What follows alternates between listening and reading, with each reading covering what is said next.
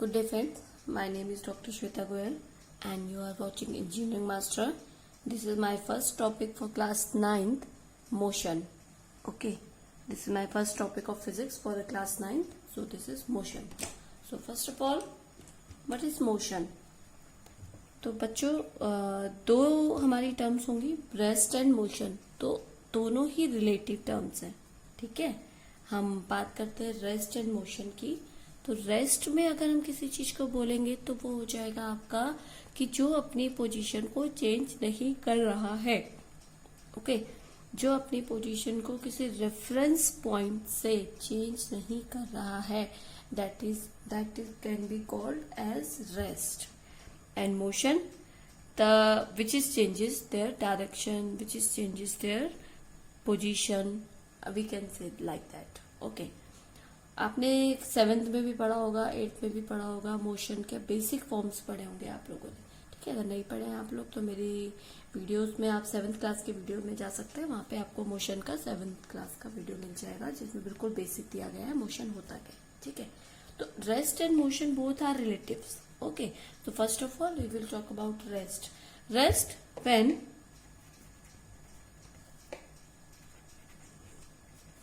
object does not change its position. Okay, when object does not change its position, that is called rest. Okay, like we can say the example can be tree. Okay, tree cannot change its position. Bench cannot change its position. Okay, motion,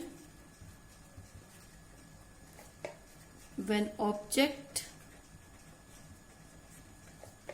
change its position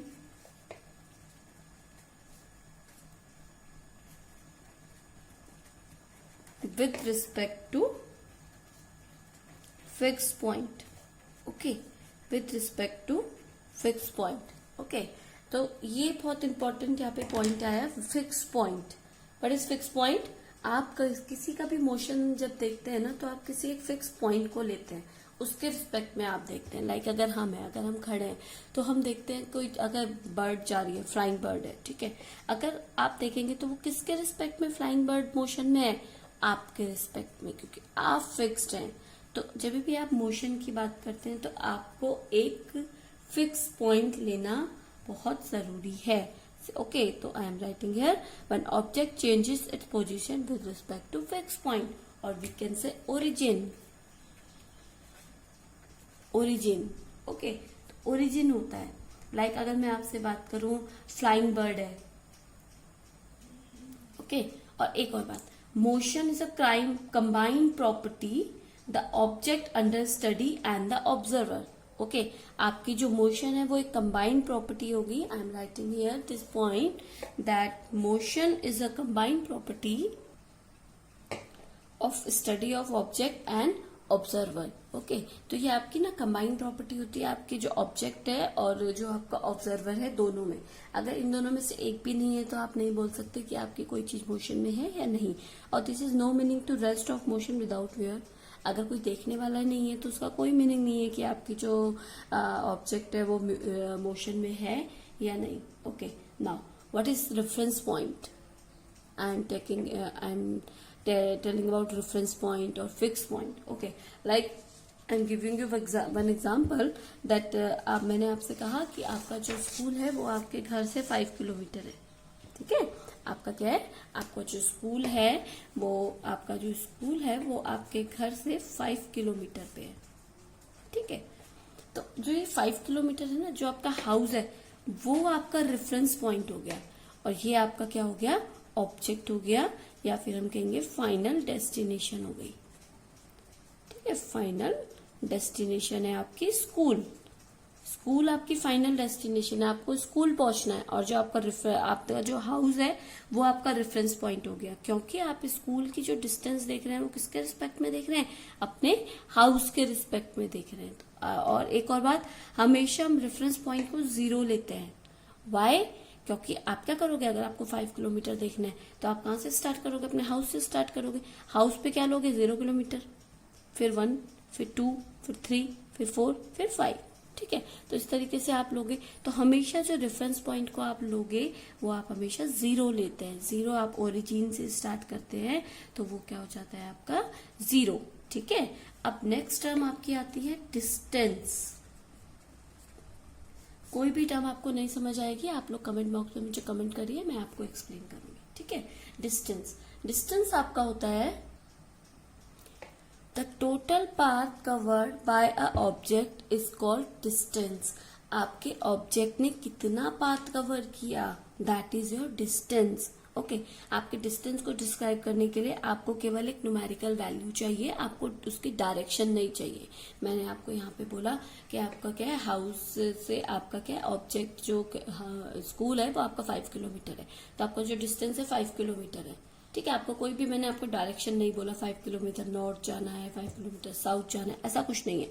तो जो आपका distance है ना, वो आपका क्या होता है, total path covered bye a object is called distance. ठीक है, अगर अब क्या हो गया आपका, क्या केवल आपको न्यूमेरिकल वैल्यू चाहिए, आपको इसमें डायरेक्शन रिक्वायर्ड नहीं है, required not direction. Okay, direction not required. तो आपकी कौन सी क्वांटिटी हो गई, scalar quantity.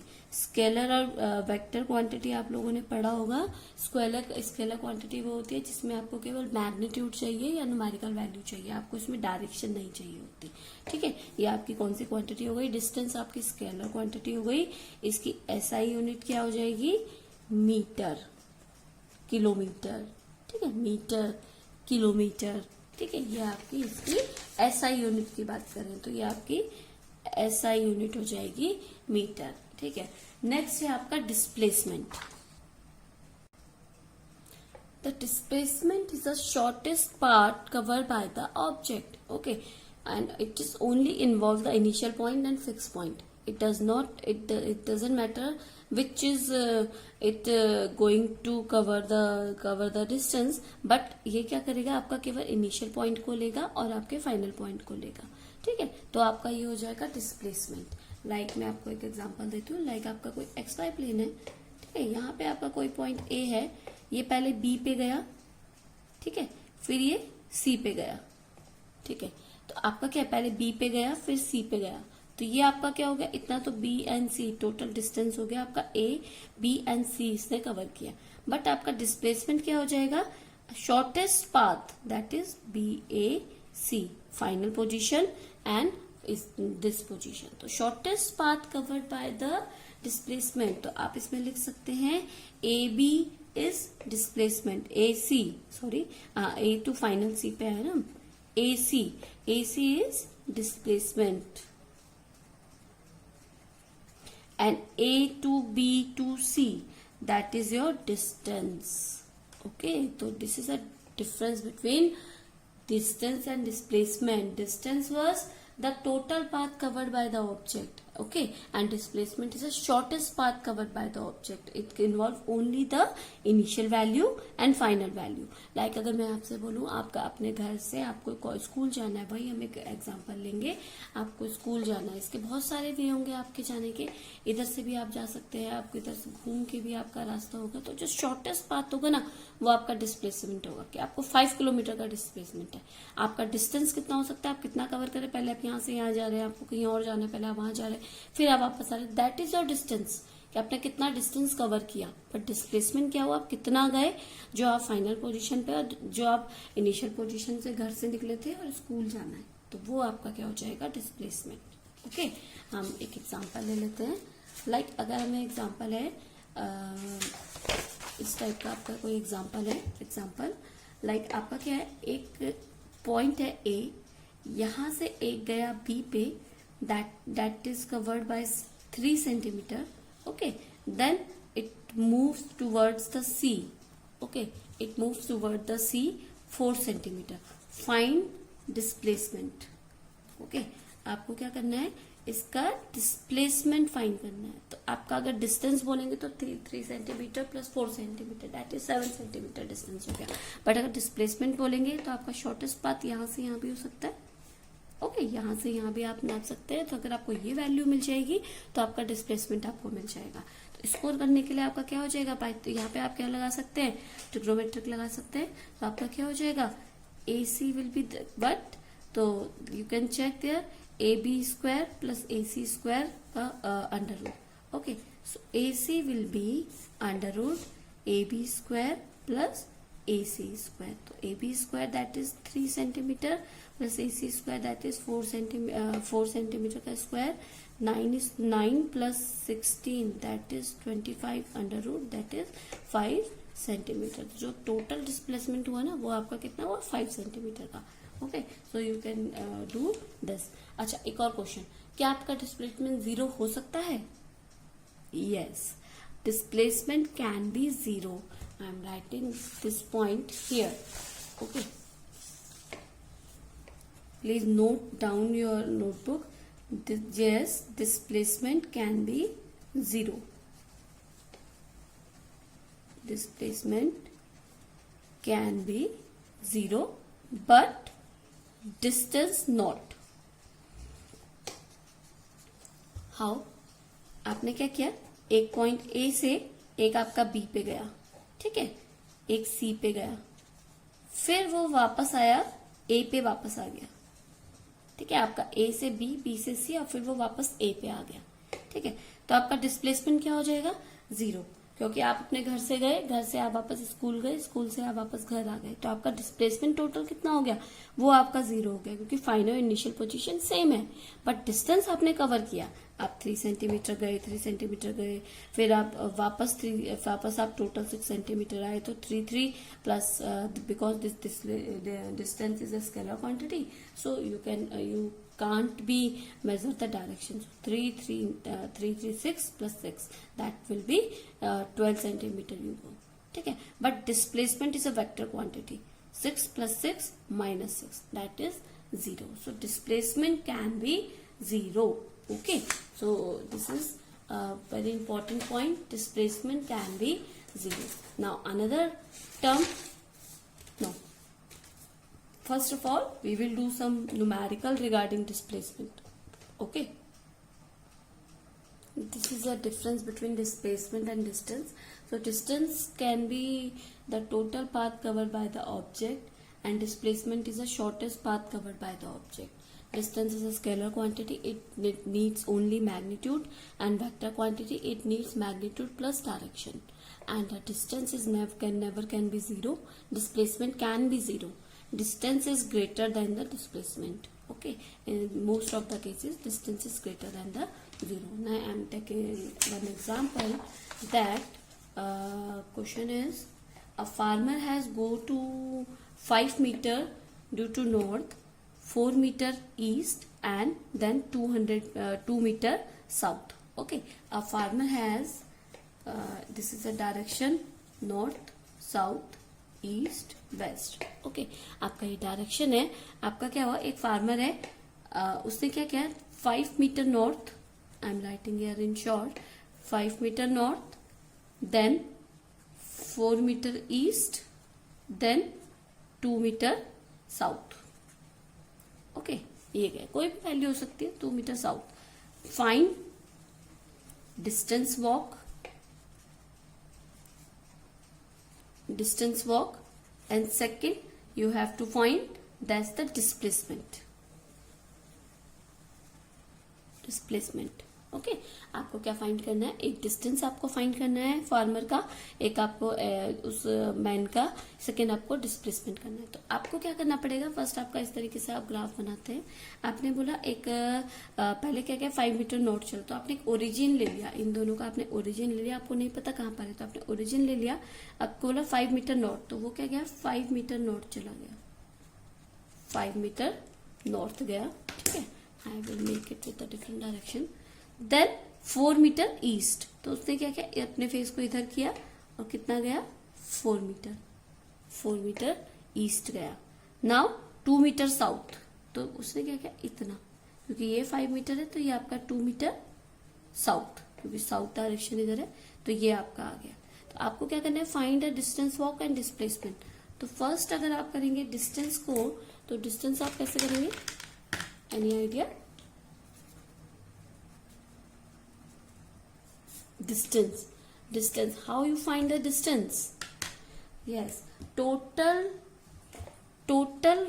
path covered by the man. Okay, तो आपका जो डिस्टेंस हो जाएगा वो हो जाएगा 5 plus 4 plus 2, that is 5 plus 2 9, 11 metre. Okay, 11 metre उसने कवर किया. सेकंड आपको करना है displacement. Let's suppose this is A, this is B, C and D. तो आपको जो डिस्टेंस डिस्प्लेसमेंट हो जाएगा ना, वो हो जाएगा A2, क्योंकि फाइनल पोजीशन A थी, लास्ट पोजीशन इसकी ये थी. तो आपको ये फाइंड करना है. इसको फाइंड करने के लिए आप क्या करेंगे, एक यहाँ पे एक आपने ऑब्जेक्ट बना दिया. ठीक है, अगर ये 4 मीटर है तो ये भी आपका 4 मीटर हो जाएगा. ठीक है, ये पॉइंट लेट सपोज O है, तो ये O पॉइंट आपका OA आपका कितना हो जाएगा. ठीक है, आपको ये मिल गया. OD आपके पास है, ये आपके पास नहीं है, तो 5 मीटर तो आपका टोटल था. ठीक है, देखिए AB आपका 5 मीटर था. ठीक है, और CD आपके पास क्या है, 2 मीटर. CD आपके पास है 2 मीटर. AO आपको चाहिए, तो अगर ये वाला 2 मीटर डिस्टेंस आप इसमें से हटा दें तो आपको इसको वैल्यू मिल जाएगी. तो 5 metre minus 2 that is 3 metre. तो आपकी जो ये वाली वैल्यू हो जाएगी वो हो जाएगी 3 मीटर. आपको ये मिल गया, ये मिल गया, तो आप ये निकाल सकते हैं AD डिस्टेंस. ठीक है, तो अब आप क्या हो जाएगा, ये इस तरीके से अगर आप देखो तो आपका ग्राफ इस तरीके से बनाएंगे, है ना. AOD ये हो जाएगा 3 मीटर, ये हो जाएगा 4 मीटर. तो आप इसको निकाल सकते हो. This is 90 angle curve. तो आपका क्या बन जाएगा, AD equal to under root AO square plus OD square. तो AO स्क्वायर आपका कितना है, that is 3 square plus 4 square. तो अगर आप इसे करेंगे वही आ जाएगा 9 plus 16 that is under root 25, that is 5 metre. तो आपका जो टोटल डिस्प्लेसमेंट है दैट इज 5 मीटर. तो इस तरीके से आपके क्वेश्चन आते हैं किसी भी डिस्टेंस और डिस्प्लेसमेंट में. I hope you understand this. Okay, now another topic और another is uniform motion. Okay, uniform motion. I hope नाम से आप बता सकते हैं यूनिफॉर्म मोशन. यूनिफॉर्म मोशन आपका होता है जब आपका जो ऑब्जेक्ट है ना वो इक्वल टाइम पे इक्वल डिस्टेंस कवर करे. Okay, I am writing here. देखिए आपका क्या हो जाएगा, the object covers equal distance in equal interval. Like आपको एक कार है, ठीक है, आपकी कार है, वो आपको क्या कर रही है, आपको इधर जाना है. वो 10 बजे अपने घर से निकली, 11 बजे उसने 3 किलोमीटर डिस्टेंस कवर किया. ठीक है, फिर 12 बजे 10 बजे 10 हो गया 11 बजे, फिर 12 बजे उसने फिर 3 किलोमीटर डिस्टेंस किया, फिर 1 बजे तक उसने फिर 3 किलोमीटर किया, फिर उसने 1 बजे तक, फिर उसने 2 बजे तक फिर 3 किलोमीटर किया. तो उसने क्या किया, इक्वल टाइम इंटरवल. देखिए उसका टाइम इंटरवल 1 आवर था. Each 1 hour that is covering only 3 kilometre. Okay, उसने क्या किया, इक्वल टाइम इंटरवल में इक्वल डिस्टेंस कवर किया. तो that is your uniform motion. ठीक है, उसने क्या करेगा, वो इक्वल टाइम इंटरवल आपने लिया, 1 घंटे का आपने देखा और आपने चेक किया. उसने क्या किया, टोटल 3 किलोमीटर ही उसने 1 घंटे में कवर किया. टोटल की बात नहीं कर रहे, हम केवल एक की बात करें. पर्टिकुलर टाइम पीरियड में उसने पर्टिकुलर डिस्टेंस कवर किया, तो उसका क्या हो जाएगा, यूनिफॉर्म मोशन हो जाएगा. तो उसने क्या किया, cover equal distance and equal interval of time. Okay, अब देखिए कैरेक्टरिस्टिक्स आपकी क्या क्या होती है यूनिफॉर्म मोशन की. Instantaneous velocity. इंस्टेंटेनियस आप किसको बोलते हैं, instantaneous is that value which is taken at sudden. ठीक है, अगर मैं आपको बोलूं लाइक इस टाइप से, अगर मैं आपको कोई वैल्यू दूं इस तरीके से, अगर मैं लाइक इस तरीके से एक वॉच बना दिया मैंने, ठीक है, एक कार अगर इधर से जा रही है तो आपने देखा इतने बजे पे आपकी कार कहाँ थी, इस बजे पे आपकी कार कहाँ थी. ठीक है, इंस्टेंटेनियस वेलोसिटी, एक पर्टिकुलर वेलोसिटी, पर्टिकुलर टाइम पे वेलोसिटी की बात कर रहे हैं. तो instantaneous velocity is equal to the average velocity of all time. ठीक है, आपको क्या करना है, इंस्टेंटेनियस वेलोसिटी अगर आप लेंगे तो वो आपकी जो एवरेज वेलोसिटी होगी ना वो ऑल टाइम इक्वल होगी. क्यों, क्योंकि आपका क्या है, वेलोसिटी सेम जाएगी। अगर वेलोसिटी सेम होगी तभी तो वो सेम टाइम पे आपका सेम डिस्टेंस कवर करेगी। तो इसलिए जो एवरेज वेलोसिटी होगी ना वो हमेशा इक्वल होती है इंस्टेंटेनियस वेलोसिटी की। ओके, क्योंकि वो क्या करती है, आपकी वेलोसिटी हर पॉइंट पे सेम रहती है। ओके, तो second characteristic is uniform motion along a straight line in same direction, the magnitude of the direction is equal to the actual distance covered by the object. ठीक है, अब क्या होता है, यूनिफॉर्म मोशन जब आपका स्ट्रेट लाइन पे होगा सेम डायरेक्शन में, ठीक है, तो आपका क्या हो जाएगा, जो मैग्नीट्यूड होता है ना डिस्टेंस का, डिस्टेंस की बात करें, टोटल डिस्टेंस का, तो magnitude distance is equal to the actual distance covered by the object. जो आपका जो मैग्नीट्यूड होगा डिस्टेंस का वो आपका वही होगा जो आपके डिस्टेंस, एक्चुअल जो डिस्टेंस उसने कवर किया।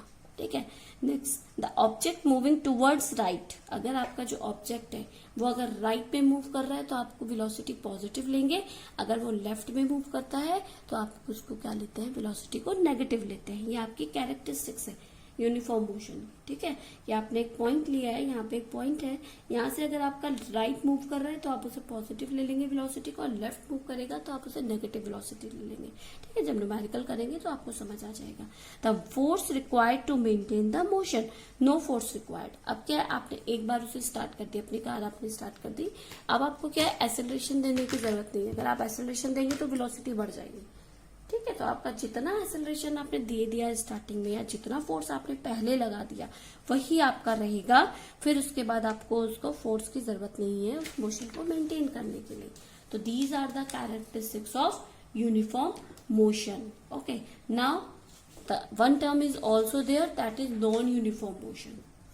Okay, non uniform motion, I think नाम से आप लोग समझ जाएंगे। Non uniform motion, non uniform motion basically body travels unequal distance in equal interval of time. Okay, body travels या ऑब्जेक्ट ट्रेवल्स, कुछ भी आप कह सकते हैं। Okay, body travels unequal distance in equal interval of time. ठीक है, आपने एक इक्वल इंटरवल टाइम लिया है, उसमें आपका जो बॉडी मूव कर रहा है वो आपका अनइक्वल डिस्टेंस है। कैसे, आप इसको आप एक और चीज बोल सकते हैं, इसको आप बोल सकते हैं एक्सेलरेटेड मोशन। इसको आप एक्सेलरेटेड मोशन भी कहते हैं। क्यों, इसमें आपको एक्सेलरेशन आप देते हैं। ठीक है, लाइक अगर मैंने यहीं पे वही कार की अगर हम बात करें, एग्जाम्पल लेते हैं कार का, वही 10 बजे वो घर से चली, उसने 11 बजे तक 60 किलोमीटर अपना कवर कर लिया, 12 बजे तक उसने केवल कितना 50 किलोमीटर कवर किया, 1 बजे तक उसने यहाँ से 40 किलोमीटर कवर किया, फिर 2 बजे तक उसने फिर से 60 किलोमीटर किया। तो आप देखेंगे कि इक्वल इंटरवल है, एक एक आवर का इंटरवल है, बट आपका जो डिस्टेंस है वो आपका अनइक्वल है, 60, 50, 40, 60। ठीक है, तो ये आपका हो जाएगा नॉन यूनिफॉर्म मोशन। ठीक है, ये आपका हो जाएगा नॉन यूनिफॉर्म मोशन, कि उसने क्या किया, अनइक्वल डिस्टेंस अनइक्वल टाइम पे उसने कवर किया। ठीक है, अब आपका एक और आ जाता है, लाइक अगर मैं आपसे बात करूं स्पीड। ठीक है, स्पीड की अगर हम बात करें तो स्पीड आपका क्या होता है, speed, okay, speed, the distance traveled by body in unit time is called speed. Okay, I am writing here, so you can check here. The distance traveled by a body in a unit time is called speed. Okay, and velocity, the rate of change of displacement. Okay, so the difference between them you can see, distance and displacement. तो speed क्या है आपका, speed है आपका distance travel by a body in unit time is called speed.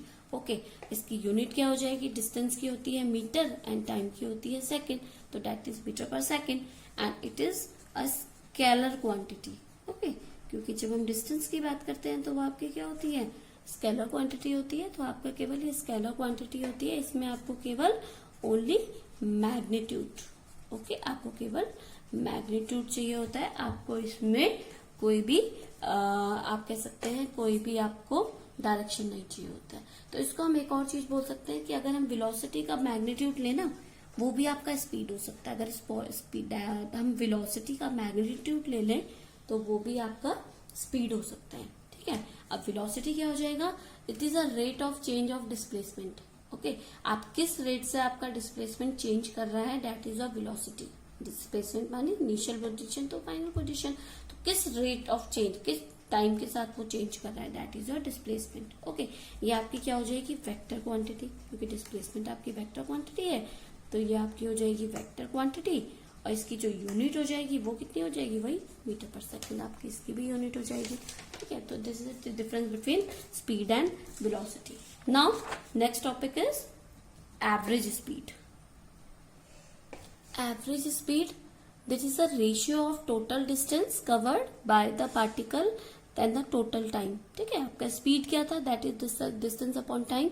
अगर आप average की बात करेंगे तो वो क्या हो जाएगा, total distance upon total time. आप क्या करेंगे, जितना भी टोटल डिस्टेंस है उनको ऐड कर देंगे और अपॉन कर देंगे टोटल टाइम के साथ। लाइक अगर मैं आपसे वही एग्जांपल दूं कि आपका क्या था, इस तरीके से अगर आपका कोई कार है जो आपका ये जा रहा है, ठीक है, स्पीड की अगर बात करें, लाइक अगर आपका कार इस तरीके से जा रहा है, यूनिफॉर्म मोशन में जा रहा है, तो आपका जो टोटल डिस्टेंस हो जाएगा वो हो जाएगा 3 + 3 + 3 + 3 दैट इज 6, 9 + 12 किलोमीटर अपॉन 1, 2, 3, 4 पर आर ना।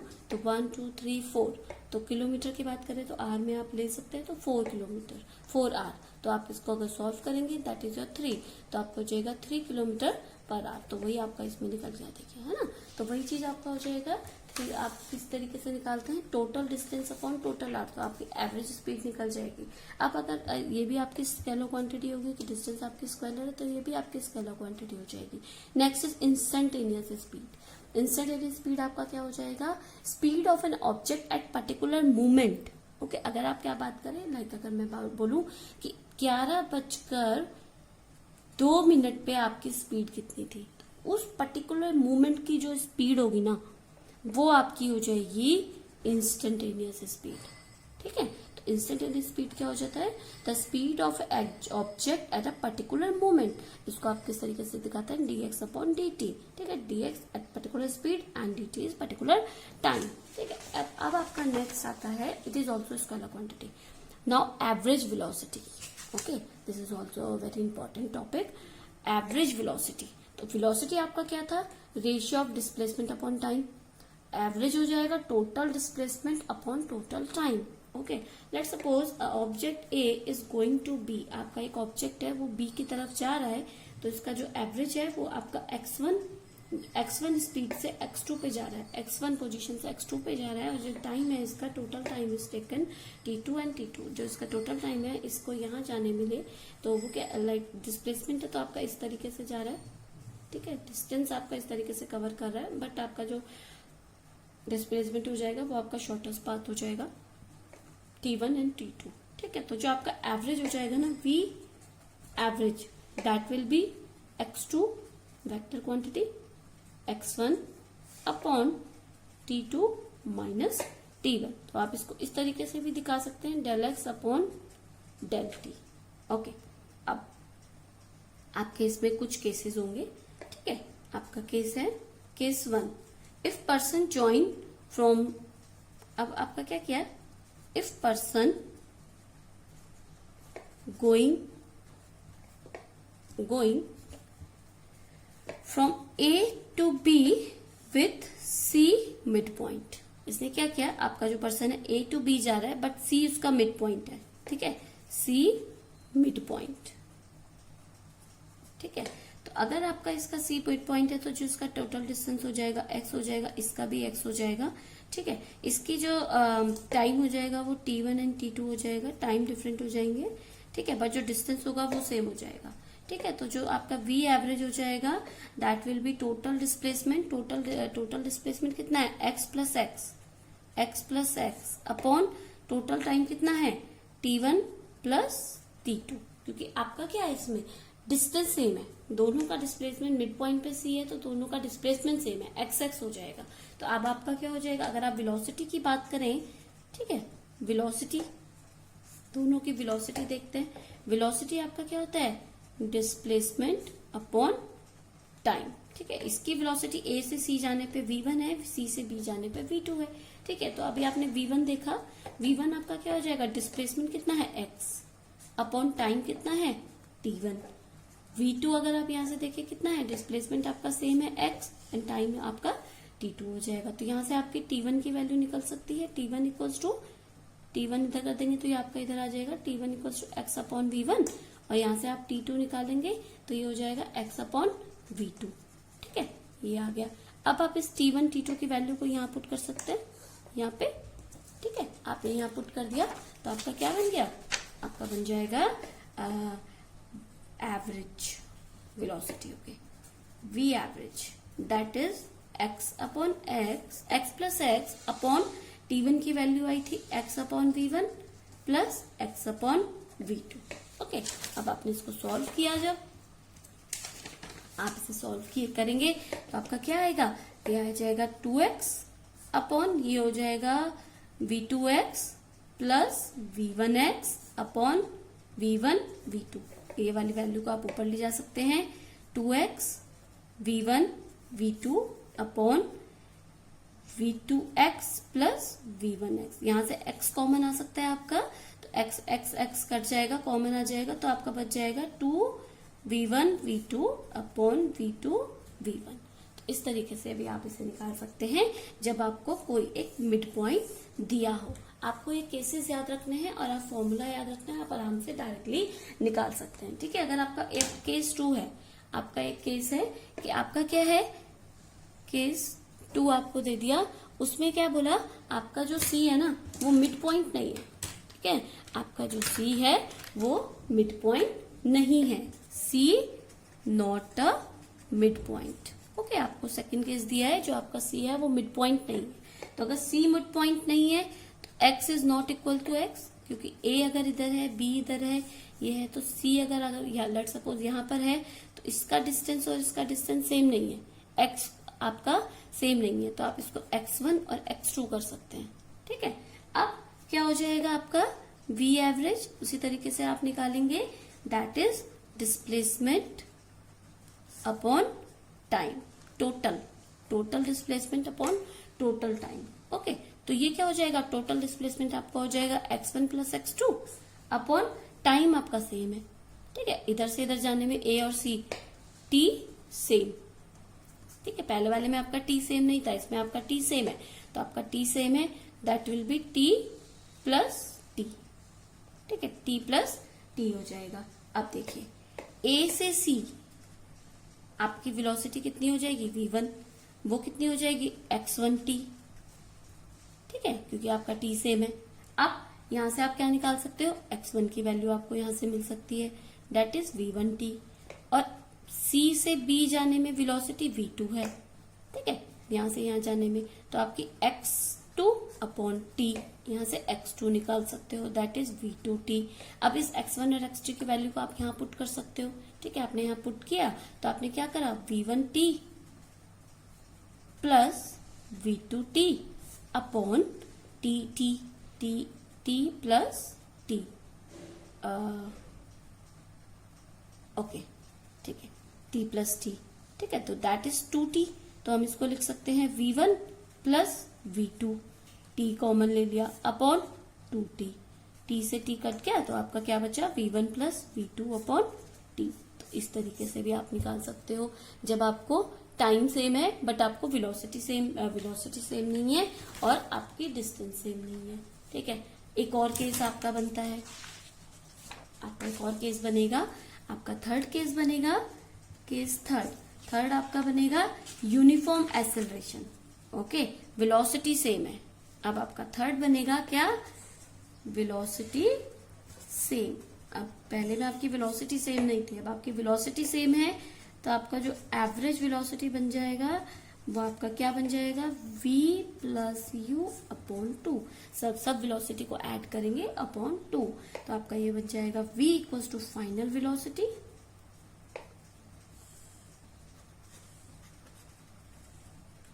And u equals to initial velocity, जो आपने इनिशियल वेलोसिटी दी थी और जो आपकी फाइनल वेलोसिटी थी। उसको ऐड करके अपॉन 2 कर देंगे तो आपका इस तरीके से निकल जाएगा। Let us take some example. आपको एक एग्जांपल लेते हैं। आपका एग्जांपल इस तरीके से होगा कि आपका जो एक कार है ना, कार कवर्स फर्स्ट हाफ, उसने जो फर्स्ट हाफ किया 20 किलोमीटर पर आवर से किया, ठीक है। एंड जो सेकेंड हाफ किया वो आपका किया किससे, 30 किलोमीटर पर आवर। आपको यहाँ पे वेलोसिटी दे रखी है 20 kilometre per our and 30 kilometre per our, ठीक है। तो आपको क्या करना है, आपको फाइंड करना है एवरेज स्पीड ऑफ कार, ठीक है। तो जो आपका एवरेज स्पीड हो जाएगा कार का, देखिए कैसे निकालेंगे, average speed that will be total distance upon total time. Okay, average speed यही होता है, total distance upon total time.